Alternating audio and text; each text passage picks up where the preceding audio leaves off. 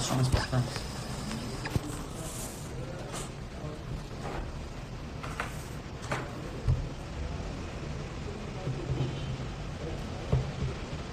Pessoal, boa tarde.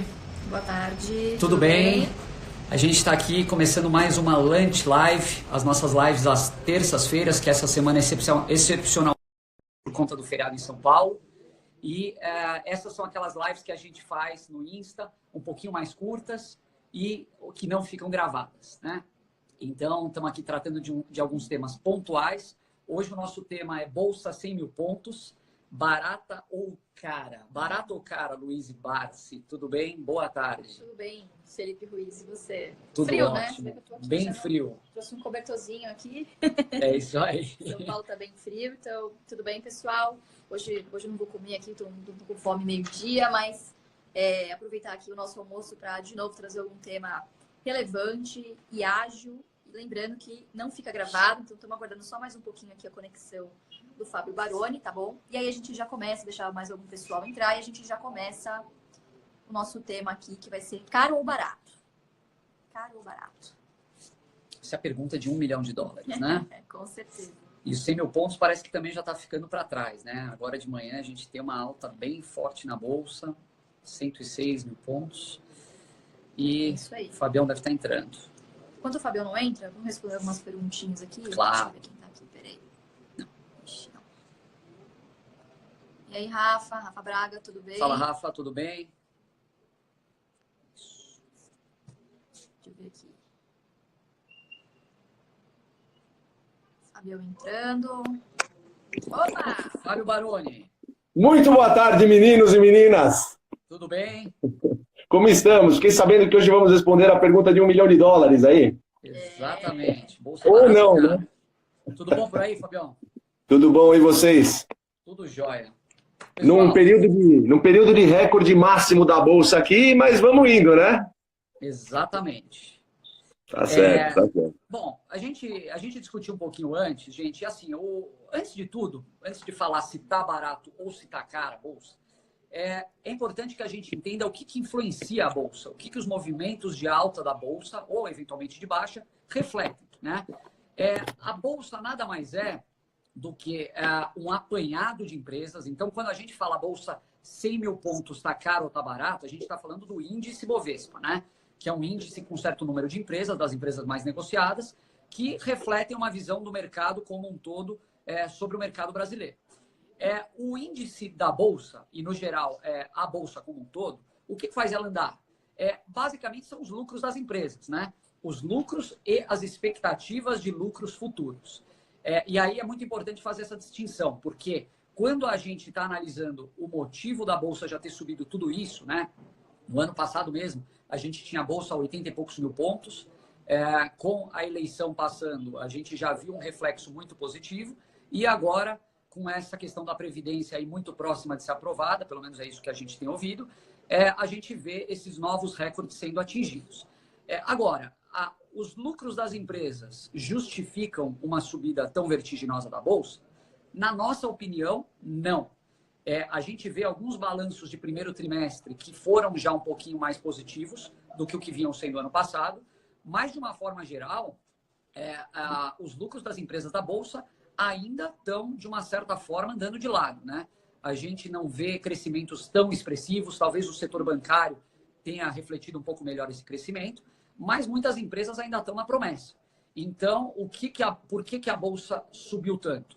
Muito provavelmente já esperando esses lucros futuros que vão tender a vir, né? Mas isso é mais uma introduçãozinha aqui que eu queria fazer, pessoal, para a gente ter uma noção aqui para discutir melhor se está caro ou se está barato, né? Então, bom, vamos lá. Eu vou começar com o Fábio, Lu, que é o nosso amigo atrasado aqui, que o Fábio é sempre um otimista. Então, eu vou perguntar para ele o que ele acha. Fabião, conta um pouquinho da sua visão aí. A Bolsa está cara ou está barato, na sua opinião? Então, Felipe, obrigado pelo otimista aí. A gente realmente, eu costumo dizer que para você estar na Bolsa de Valores, você precisa ser um otimista. É quase que um pré-requisito na minha visão, né? Até porque quando você compra uma ação, você está assumindo que a empresa vai ainda melhorar, vai crescer nos lucros, distribuir mais dividendos, né? Então, ser otimista acho que é uma premissa aí para você entrar no mercado de valores, né? Na minha visão, eu acho que a Bolsa está, obviamente, refletindo um super otimismo. A gente está vivendo um bull market aqui no Brasil, né? É bem evidente isso, em função principalmente da reforma da Previdência, né? Que vem por aí. Então, a gente tem que entender que a Bolsa sempre vê o daqui para frente, né? Então, ela já está prospectando, com certeza, uma melhora gradual dos lucros das empresas, né? E, consequentemente, a Bolsa sobe, não tem o que fazer. Mas, como você bem mesmo disse, Felipe, a Bolsa é um termômetro, né? Ela é constituída de alguns ativos lá, e esses ativos, basicamente os bancos, a Vale, a Petrobras, realmente estão subindo, fazendo com que o índice suba junto e, consequentemente, as outras ações subam junto. Na minha visão, eu não estou conseguindo aportar nesses dias aí. Vocês sabem que eu sou claro que temos 3 visões, cada um tem uma visão, e essa é uma pergunta de $1 milhão que a gente pode responder falando o que a gente está fazendo no momento, né? Eu não estou comprando nada, tá? Eu não estou aportando. Talvez dos 3 eu seja o mais mão de vaca aí nesse sentido, porque eu sou um cara ultra conservador. Depois de tomar tanta porrada lá no começo, gente, eu sou um cara assim, mas assim, ultra conservador ao extremo. Então, assim, eu me dedico muito à carteira previdenciária ainda hoje, embora eu tenha uma ou outra ação que represente aí um possível turnaround aí, a minha carteira previdenciária é super bem estabelecida e eu tendo sempre a querer aumentá-la antes de procurar algumas oportunidades, né? Então, na minha visão, a Bolsa não está cara nem barata, eu acho. Mas os ativos não correspondem à minha, digamos assim, ao meu medo proporcional ao momento. Eu tô com, quanto mais a Bolsa sobe, mais medroso eu fico. Então, é uma visão minha essa. Eu não tenho aportado. Estou olhando uma ou duas ações aí, não sei se a gente vai falar depois de algumas ações aí, por enquanto vamos ficar na expectativa, mas tenho olhado uma ou duas ações aí, que talvez estejam boas, na minha visão, para entrar, né? Mas, por enquanto, eu não estou fazendo nada. Eu estou achando que há uma euforia que talvez até seja, digamos assim, é uma euforia justificada, né? Você vai ter um Brasil passando por uma reforma da Previdência, pode até ser que seja justificado, mas assim, eu estou com 16, acho que 17 anos de Bolsa de Valores, então meio que me assusta isso, né? Mas uma ou outra oportunidade eu estou um pouquinho de olho aí, e se acontecer, se os preços acabarem caindo num patamar onde eu considero justificado, eu vou comprar, né? Mas por enquanto eu não estou fazendo nada, eu estou basicamente, esses novos aportes que eu ia fazendo estão ficando em renda fixa esperando uma oportunidade, né? Essa é a minha visão do mercado dentro do meu perfil de investimento, dentro do meu perfil de investimento. Quem sabe essa oportunidade apareça na divulgação dos resultados do segundo trimestre, né? Exatamente. Aqui, quem sabe, talvez. Deixa eu perguntar para aqui. Fala. Sim. Não, uma coisa bem rápida, isso que você colocou é muito importante. Às vezes nos resultados, uma ou outra empresa decepciona um pouquinho mais e você ganha uma oportunidade. E para quem está nos assistindo, a gente lançou o MDI, acho que é bem em função disso também. Dá uma olhada aí, porque em breve começam os resultados da empresa. Agora sim, Lulu, desculpe. Foi mal, gente. Vamos lá. Imagina. Então, boa tarde novamente, pessoal. Temos aí 150 pessoas ao vivo junto com a gente. Mandar um beijo para Rondônia e para Paraíba que estão aqui assistindo. Então, vamos lá. Na verdade, assim, pessoal, acho que antes de falar se está caro ou barato, acho que vocês foram muito felizes, tá, Fábio e Felipe, no que vocês fizeram, mas é preciso fazer uma separação. Curto prazo é influenciado por isso, por reforma, por notícia, por macroeconomia. Longo prazo é resultado, tá? É balanço. Então, dito isso, eu também estou com uma opinião meio dividida, tá? Primeiro, se você olha para o ano passado, economicamente, tá? A economia real. Não sei se a gente progrediu tanto assim, né? Nós tivemos um primeiro trimestre de PIB levemente negativo, mas negativo, tá? Nós já passamos por 18 correções nas projeções do nosso PIB para 2019, tá? Nosso desemprego está em 12,5%, tá? Então, assim, olhando sobre essa ótica, comparando a nossa economia real, realmente eu acho que você pode concluir que está que está num patamar que você já pode chamar de caro. E quem é aluno AGF soube disso em primeira mão, porque tudo que a gente está falando está no nosso curso. Está no módulo 4 do nosso curso, ou módulo 3, acho módulo 3 do curso. Agora, se a gente for olhar para frente, tá? E é para onde a gente sempre tem que olhar, lógico que a gente se espelha no que aconteceu no passado, mas tem que sempre fazer alguma visão projetiva, tá? Eu acho que teremos anos muito, muito felizes na Bolsa, no índice, tá? mas algumas coisas precisam começar a ser concretizadas. Sem dúvida. Por que eu digo isso? Eu digo isso porque esses 106 mil pontos que acabamos de bater agora é tudo expectativa, tá? De uma coisa que ainda não aconteceu, tá? Então, qual que é meu medo? Os iniciantes acharem que vai ser uma linha reta, tá, pessoal? Não é assim que funciona. Se vocês forem olhar justamente os nossos melhores anos, que foram aí de 2002 a 2007, você vê claramente que, claro, é uma linha com tendência ascendente, mas o negócio faz assim, tá? Então, curto prazo, é interessante você olhar esses movimentos também, pensando que no longo é balanço. Dito isso, eu acho que no momento que estamos vivendo, 106 mil pontos não justifica a nossa realidade. Talvez isso esteja precificando já uma euforia que é um pouco exacerbada. Mas, de novo, olhando para o futuro, eu acho que nós vamos vivenciar anos muito positivos. Por quê? Primeiro, taxa de juros. Tá? Nós saímos de um período, não faz muito tempo, 2015, 2016, nós tivemos uma taxa de juros superior aos 14%. Então, qualquer coisa que você faria na renda fixa era uma bolada. Agora, os investidores vão ter que começar a rebolar. Os rentistas vão ter que começar a dar uma estudada para vir para a renda variável. Tá? É aqui que os ganhos estarão nos próximos anos. Então, depende, primeiro, da queda da taxa de juros. Acho que essa é uma das primeiras sinalizações para a Bolsa começar a subir com consistência.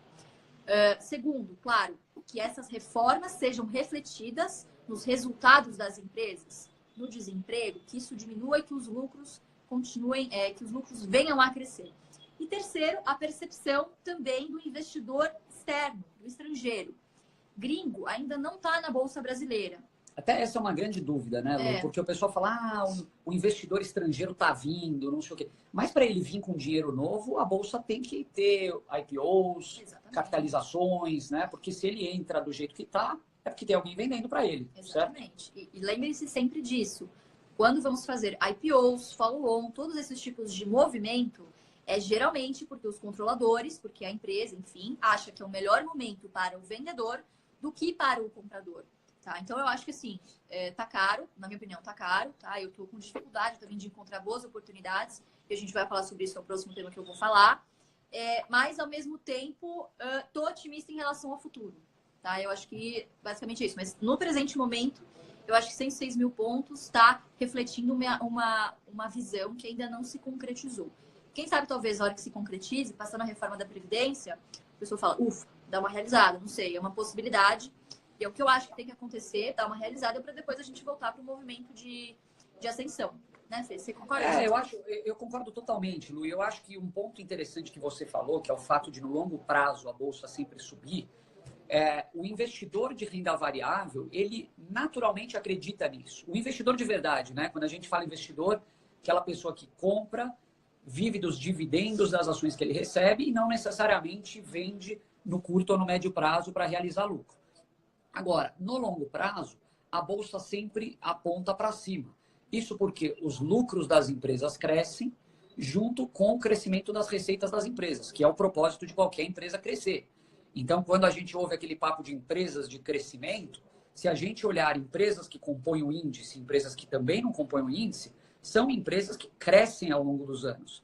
Afinal, a empresa precisa disso para sobreviver. Eu tenho uma visão muito parecida com a de vocês. A gente ouve muitos argumentos e eu tendo a ver esses argumentos sendo soltos, às vezes, seja no Twitter, seja no próprio Insta, em um contexto que diz que ele explica absolutamente em tudo, né? Então, por exemplo, a gente ouve falar, né, um pouco, a Bolsa em 2008 em dólares estava 44 mil pontos, hoje está perto de 27, 28. Então, quer dizer, tem um potencial enorme para crescer e perseguir aqueles 44 mil pontos em dólar. Tudo bem, isso é um fato, mas não é o todo. Existe um contexto muito grande a ser avaliado e não é só o fechamento desse gap que diz se a Bolsa está barato ou não. Outra coisa que a gente ouve também, né? É uma questão sobre a alavancagem operacional das empresas. O que é isso? As empresas, para crescer, geralmente, elas precisam investir. Como muitas empresas estão com capacidade ociosa por conta do período de crise, elas conseguem crescer sem ter que investir. Então, boa parte do EBITDA que elas geram vem como fluxo de caixa, não é comido por novos investimentos, né? Isso joga a favor, obviamente. Por outro lado, a gente também tem argumentos negativos. E eu tendo a ficar um pouco mais no time do pessoal que acha que a Bolsa já subiu bastante, que mais cedo ou mais tarde vai ter uma correção. Antes de tudo, por quê? Quando a gente fala de carteira previdenciária, a gente está sempre olhando yield, né? Seja o yield passado ou seja o yield futuro. O yield passado está muito difícil de encontrar yields altos, né? Vocês se lembram muito bem, pessoal, 2016, a gente via yields de 13%, 15%, até também para concorrer um pouco com o nível que a gente tinha de Selic naquela época, né? E agora, hoje, yields projetivos, como os papéis subiram muito, também é um pouco difícil de enxergar yields muito altos. Então, esse, para mim, é sempre o primeiro indicador de que a Bolsa pode dar uma corrigidinha daqui a pouco. E segundo, só para fechar aqui, o fato de subir no boato e realizar no fato, né? Então, a gente nunca acredita que o Brasil vai virar uma Venezuela, mas a gente também não acredita que vai virar uma Suíça, né? Então, tem muita gente aí agora falando que o Brasil é o novo destaque mundial, que agora passou a reforma da Previdência, todos os nossos problemas estão resolvidos.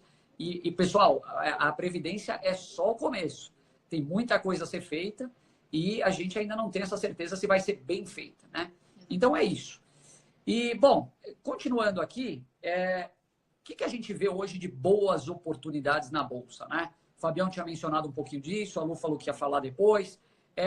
Como que a gente faz para saber se existem boas oportunidades no dia de hoje? Ou melhor, que seriam talvez indícios de uma boa oportunidade? Onde procurar? Como procurar? O que você tem a dizer sobre isso, Lu?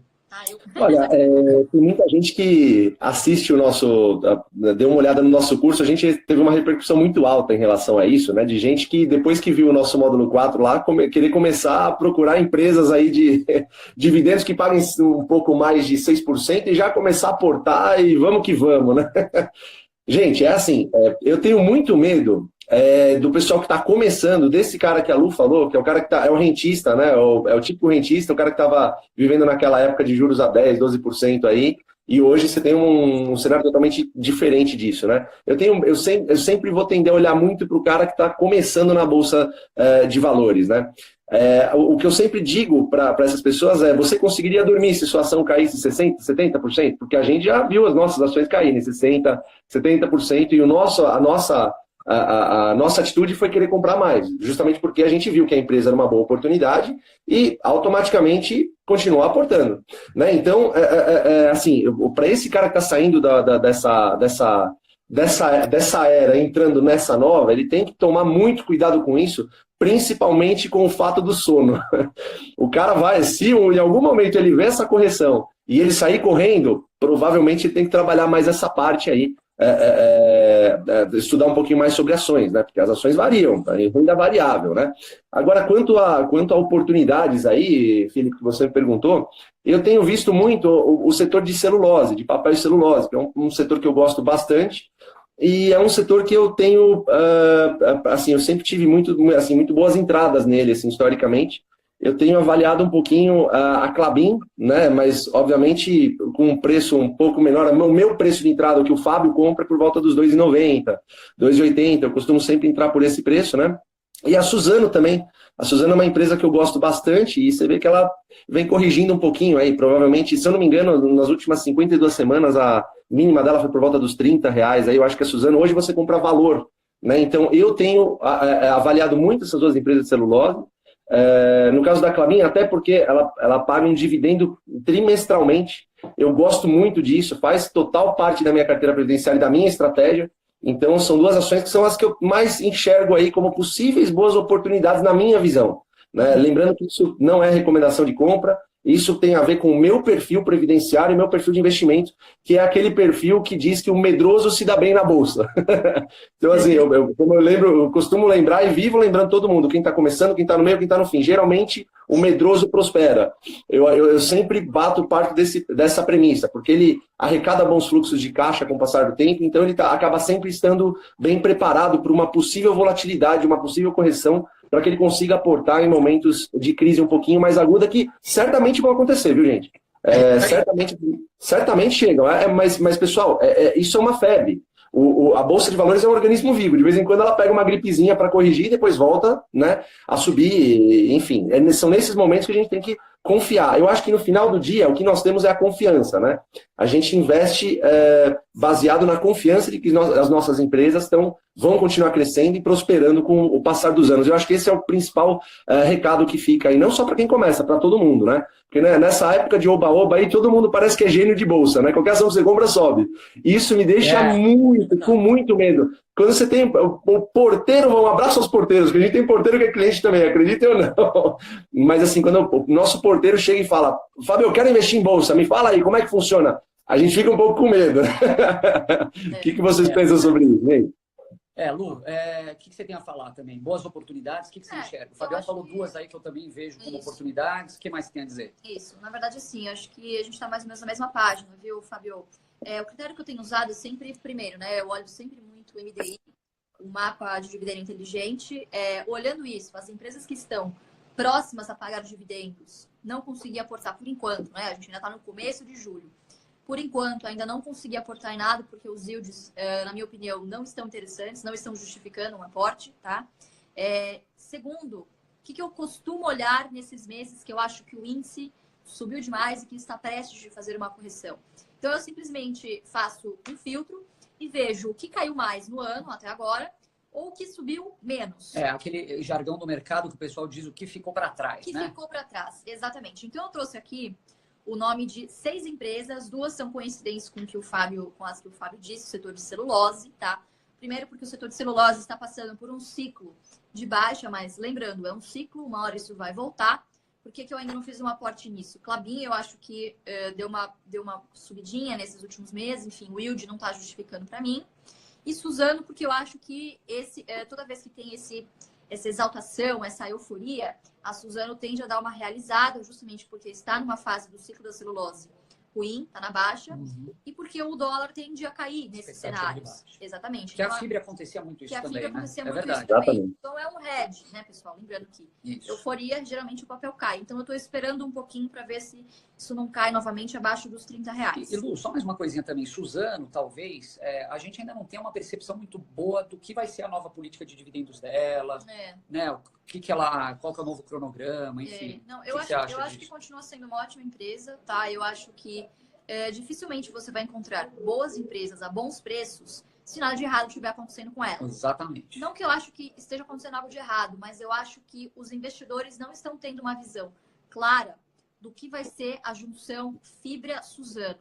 Então, toda vez que algo fica meio nebuloso, as ações tendem a sofrer, tá? Então, é por isso que eu estou aguardando. Eu acabei fazendo uma comprinha, uma troca de algumas coisas, tá? Alguns clientes pediram para realizar e comprar alguma coisa que estava barata, eu acabei entrando em Suzano, mas um novo aporte, agora em julho, eu estou aguardando pelo menos o resultado do trimestre. Então, eu selecionei aqui, já deu spoiler de 2, mas eu selecionei aqui 6 empresas, tá? Lembrando que a gente está olhando aqui só para índice. E não é recomendação. Isso, não é recomendação. Só uma aqui que está fora do índice. Então, a Ultrapar está empatada com a Braskem, uma queda de 21% no ano, tá? Depois vem a Cielo, que nem se fala, no passado foi a que mais caiu, mas esse ano está com uma queda de menos 15%. De novo, aí depois, embaixo, vem a Suzano, muito próxima, tá? Com 14,97%. E aqui eu trouxe 2 que eu acho que subiu, mas não subiu tanto, subiu pouquinho, tá? A Klabin subiu 6,44% no ano, tá, pessoal? Não tô falando nem do mês, nem da semana, do ano, tá? E Paranapanema, que só subiu 1,09%. Então, essas aqui são a que eu tô olhando com mais profundidade, mas ainda não coloquei aporte, enfim, porque tô aguardando, eu acho que pode vir para um preço mais atrativo. Então, nesse momento, eu estou preferindo também deixar o meu dinheiro ali paradinho na minha reserva de oportunidade. Lembrando que estamos nos aproximando da temporada de balanços e eventuais decepções do mercado com uma empresa que esteja prestes a pagar dividendo, por exemplo, poderia ser uma oportunidade e eu precisaria estar com o dinheiro ali guardado. Exatamente. Então, na iminência desses fatos que estão para acontecer, eu preferi guardar um pouquinho de dinheiro e esperar um preço mais atrativo. E, pessoal, lembrando uma coisa que a Lu está falando, isso é uma coisa que o Barsi sempre fala, né? A gente tem alguns momentos certos de aportar um pouco mais. Então, as temporadas de balanço, elas sempre trazem uma ou outra boa oportunidade. Volatilidade, né? Totalmente. Seja porque o mercado estava com uma expectativa de um lucro e o lucro veio um pouco abaixo, seja porque a expectativa às vezes era de um lucro, mas apareceu uma despesa não recorrente no balanço e fez desse lucro um prejuízo. Enfim, é muito bom. Inclusive, eu estou vendo aqui um comentário e eu acho muito legal a gente, nessas lives aqui, na época de resultado, a gente falar um pouquinho, talvez, de um ou outro comentário que seja interessante para o investidor, mas é uma hora boa para você ter um pouquinho de caixa, porque alguma coisa estruturalmente na empresa pode estar acontecendo ou não, mas que faça com que o mercado tenha uma percepção que é a que você precisa, às vezes, para, na maioria das vezes, remar contra a maré, né? Exatamente. É isso aí, pessoal. Mais algum ponto que vocês gostariam de falar? Mais alguma dúvida? Enfim. Da minha parte, não. Falei, desabafei tudo aqui. Isso aí. Não, é muito bom que a gente faça essas lives aí com bolsa 106 mil pontos. O único recado que eu acho que eu gostaria de deixar pro pessoal é ganhem memória da bolsa, gente. Assim, para nós, assim, a gente tá 16, 17, 20 anos na bolsa, a gente já viu vários movimentos. Então é importante vocês ganharem essas memórias fotográficas aí da bolsa, né? Para quando elas estiverem de repente muito baixa, você encontrar outras oportunidades e lembrar, nossa, a bolsa já teve há tanto, né? Então é muito bom vocês ganharem essa memória, acompanhar o dia a dia de repente do mercado é muito bom. Uma coisa que eu falei hoje, até mais cedo eu comentei com a Lu, e a gente tem esse fato da memória é muito interessante, Fabião, porque você começa a criar percepções, né? Que nem sempre Exato. são as mesmas da visão comum do mercado. Mas uma coisa que acontece no mercado muitas vezes é, primeiro, nos movimentos de alta, as blue chips, né? Teoricamente, as ações de primeira linha, começam a subir com mais força. Depois vem vindo outras, tal. Hoje, a gente já tem observado muita porcaria subindo, gente. Exatamente. Muita coisa ruim. Então, isso às vezes é um indício de que uma correção pode vir. Fujam das ações da moda, ações que são tidas como essa vai ser a nova Amazon, novo Uber, novo... Sem spoilers. Itaú, enfim. Então é isso, pessoal. Valeu aí pela presença, os quase 200 espectadores, muito legal. E tamo junto aí. Vamos continuar fazendo essas lives que está sendo muito bacana. Tá bom? Obrigado, galera. Obrigadão, pessoal. Um abraço aí para todo mundo. Abração.